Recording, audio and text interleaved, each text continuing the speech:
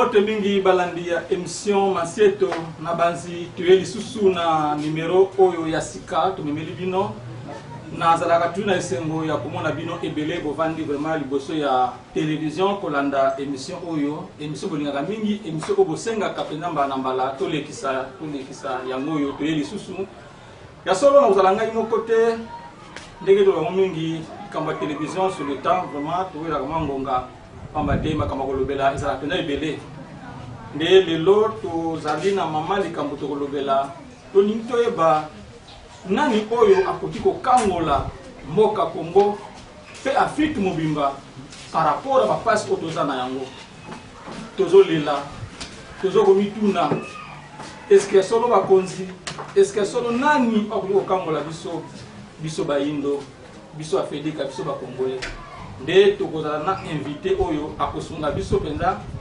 tolimbola tolanda malamu nani oyo akoki kosunga biso mais à part invité naza pe na ndeko nanga mopanzi sango papa tokomona ye pe tokozala ye pe longo donc sans plus tarder tozoleka tomona bainvité na biso to pe ndeko oyo akosunga ngai na émission oyo naza na papa Zakari Bidede. Mbote papa Zakari. Mbote papa. Ndenge nalobi invité na biso ezali Maître Zola Nsumbu. Bonjour Zola. Bonjour papa. Bonne santé. Santé madame, bonne bino. Oui, ça va en tout cas. Boye malamu na émission na biso, émission Masieto. Ezali émission oyo elobelaka bokoko. Émission oyo il a kotalisa génération surtout future na oyo biso ezali identité ya biso bayindo, identité ya lokoso oyo, identité ya biso africain surtout ya biso ba Congo. Pamba te totali gauche à droite tout le monde était culture na biso ebandi kobunga ebele babungi nzela bilenge ebele bazo basunte toza wapi tozo kende wapi. Pourquoi tolingi kopier kolanda oyo ya bamindele etala tina totsalaki émission oyo to kozongisa génération oyo anzela ko bayeba biso tozali banani. Papa Nsimba, papa tobengisi yo po tomeka kosolola na oyo etali mama likambo na biso nani oyo akoki kokangola mboka Congo, nani oyo akoki kokangola Afrique po tomoni ni kakatano ya quand même un développement à niveau ya Europe, quand même un développement à niveau ya Asie. Par contre le 4 tonton senti moi le développement par rapport à Afrique c'est comme si tout tika la cima ya moto bengi surtout sur la wana mais ya moto comme quand même na mituna wana tolingina toyeba nanu yo invité Ozanani, ce que vous avez dit pour dire ce que tu Merci pour la parole. Tu conseilles ça français, la Congo, tout ça. C'est mieux parce que l'émission, d'ailleurs, c'est plus que Congo, mais tout le mais bon, comme moi, accent aux français, par rapport à la présentation, je suis maître Zolansou Misaka Sadrak. Naza avocat, Nabaro Yamatadi, chercheur indépendant, analyste politique. Et j'espère que pour la présentation, na Sukiwana, mais je peux ajouter que Naza chrétien humaniste. Par rapport à Yamutuno Tuni, et l'Oboni Netingai. La présentation que vous avez chercheur. Oui. Alors, pour Nanini, chercher, c'est basé sur quel domaine, sur quelle matière? Dans le domaine nyonso, ou bien il y a vraiment un domaine spécifique? Bon, mon domaine, mingi ya recherche, c'est par rapport à la crise que nous traversons. Crise autozone en Afrique, pays qui mène les années dans mon pays. Pour ça, la recherche sur papa Simon Kimbangu, Tom Fumo Kimbangu, et ça pour nous dire que nini poto ko sala poto na pasi to zana. Na kanisi na babituna oyo pesinga awa. On a nini ba recherche sur Fumo Kimbangu. Yambo ya ko répondre, je vais juste préciser le mot très important par rapport à trois courants. Ils ont créé, ils ont boulé sur le terrain en Afrique et partout pour les Kamotali Papa Simon Kimbangu. Il y a ceux qui parlent de Papa Simon Kimbangu, et ça n'a pas besoin de Fumo Kimbangu. Et bato bazo lobela mfumu kimbangu donc pona kolobela likambo ya tata Simon Kimbangu faut koyeba les trois courants. Il y a un courant qui considère Kimbangu comme mfumu Kimbangu baza mingi lié dans le domaine il y a l'église des Noirs qu'on appelle l'église traditionnelle l'église des Noirs. Okay. Et il y a celle-là aussi on va nommer Papa Simon Kimbangu.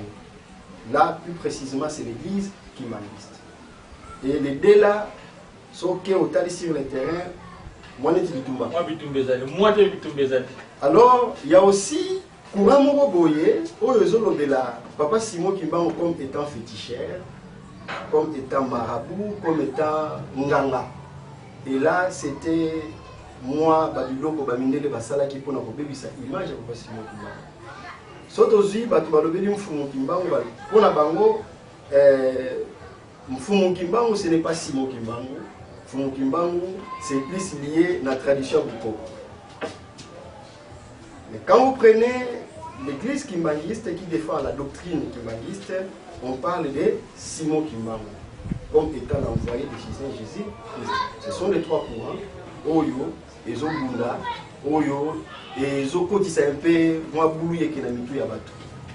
Mais qu'est-ce qui m'a poussé à faire ça ma recherche? Nakanisi, tant ils ont moqué.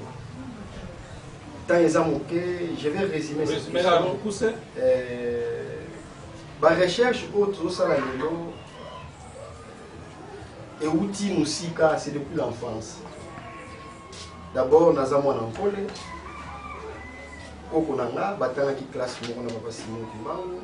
Et j'ai bénéficié d'une éducation de la part de mon père, dans ma Tata Simon Kimbangu.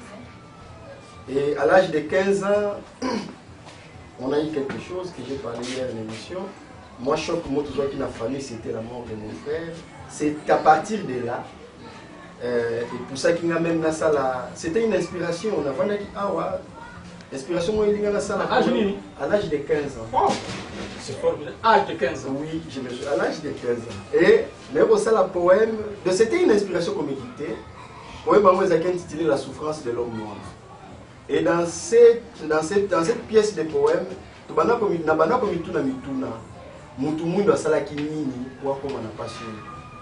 et qu'est-ce qui est à la base? Il n'y a pas si non, mais qui a fait ça? Donc,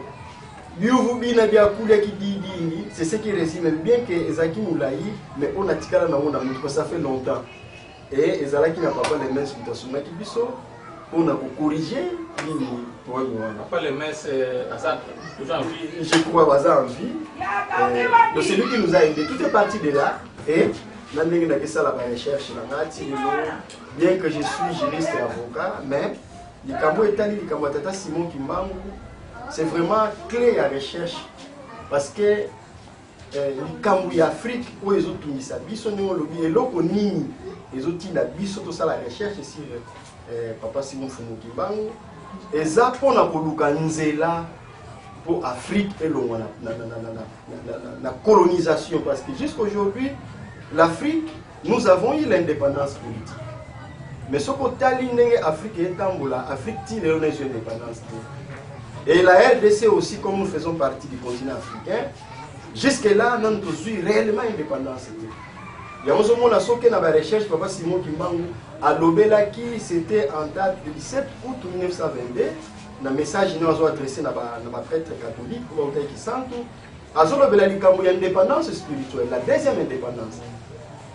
Et qu'est-ce que Papa Dengen a dit? Ici, c'est l'ouvrage écrit par Papa Salomon Dialungana, le Kimbanguisme et la voix du salut. Qu'est-ce qu'il a écrit? En Afrique noire, nous avions pensé que l'indépendance politique allait résoudre tous nos problèmes. Il n'en est rien été, faute d'avoir été libéré de la domination spirituelle et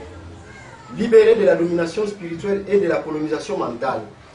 Le mérite de Dangena a été d'avoir fait prendre conscience à nous kimbanguistes qu'à moins d'être libérés de la colonisation spirituelle et mentale, nous ne pouvions tirer aucun profit de l'indépendance politique. Le kimbanguisme est une religion chrétienne ouverte sur le présent et ayant une vision claire de son avenir et de l'avenir du monde. Donc, tozongi na mutuna na yo, donc pas si à Afrique par rapport à thème. Et ça que pour Tilelo, l'Afrique est toujours colonisée sur le plan mental et sur le plan spirituel. Donc pour Afrique et Longwa, to Longwa na otoza na ngolelo. Ni nesengi tout ça. Et là quand on là qui que tous ont mené ba étude, c'est quoi? Nous devons le dire, il faut tous à la claire. Hein? Au moment où le ba titre académique o intellectuel congolais, intellectuel africain, oyo Tomiko Misaka, je suis licencié, je suis docteur, je suis bidoc, tridoc, et là on a tiré la montée. Oui. Parce que ce sont des théories occidentales, mais en réalité, maye lango, ce qu'on y a dans mboka, ils ont évolué parce que les années des réalités différentes. Je suis juriste dans la plus domaine là, étant que juriste, nous avions pris les tokens pour la droit à l'université de Kinshasa. Mais le titre de droit au Sali, c'est les droits importés, les droits romains que les Français ont récupéré, les Belges peuvent copier et les Awa.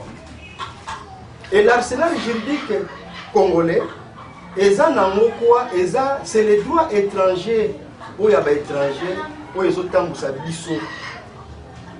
Il y a quelque part les droits coutumiers, mais à vrai dire, il y a un droit coutumier, il n'y a qu'un seul droit. Et je me souviens, j'étais encore en première année, prof Moutouz Alobi, le droit d'un peuple, c'est l'émanation de la culture. Donc le droit d'un pays, c'est l'émanation de la culture d'un peuple. Et c'est dans le droit où l'on trouve la culture de ces peuples-là. Mais est-ce que ma vieux kanga kuvata kuma vata meto na bamboka na biso yango ezala mibeko etamusanga mboka yango mona kasuki bato bakende na batribunaux tout ça bazokisa filation likambo moto azokama mpona nini ayebi yango te. C'est le fait qui crée les droits. Bafait to baphénomènes sociaux na biso yango nde moto esengeli esala droit congolais ou droit africain. Donc l'Afrique est victime. Tilelo, l'Afrique est bongaté parce que en dehors du droit, les systèmes politiques qui gouvernent l'Afrique, c'est un système purement de l'Occident.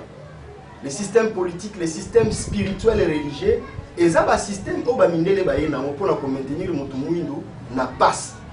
Alors yango zo monezo senga ba africain, faut que soit conscience ndenge lobi ni nesengeli to sala to zonga na nzela papa Simon Kimbangu. Parce que yene mutalakisa kinzela pour na kolongola mutu muindo na passe. OK, c'est ça. Est-ce que vous lobeli quand il y a trois courants? Ceux qui n'ont pas de place pour na yo. Pour Kimbangu azana. Mfumu Kimbangu. Bon. Ou Papa Simon Kimbangu, bon, ici, oui, j'ai dit que Naza chrétien kimbanguiste, mais Naza chercheur. Donc, ma foi ici, oui, je suis de la foi kimbanguiste, mais je suis chercheur. Tant que chercheur. Et tant que chercheur, n'a qu'à répondre par rapport à la recherche. Voilà. Token États-Unis, la date, il y a le 6 avril 1887. À 15h aux États-Unis, le professeur américain, un savant, Nakomoya David Moore, d'origine israélienne. À Sangissi, américain aux États-Unis, c'est un savant, un prophète, en 1887, s'il vous plaît. Professeur Wana a fait sa prophétie aux États-Unis en 1887. Qu'est-ce qu'il va dire? Dans 6 mois, Nzambe akouta likolo akokita na se. Wana les États-Unis. Nzambe akouta likolo akokita na se na forme ya mutu. Et kokiti na ye na mabele ko sala ke esclavagisme et sila. Ba mona ki est fou, comment Dieu peut laisser mukini likolo akita na mukili na forme ya mutu. C'est utopique. Et après ces références à l'obi akokita na nord ya Angola, na bassin ya Congo, na nord ya Angola.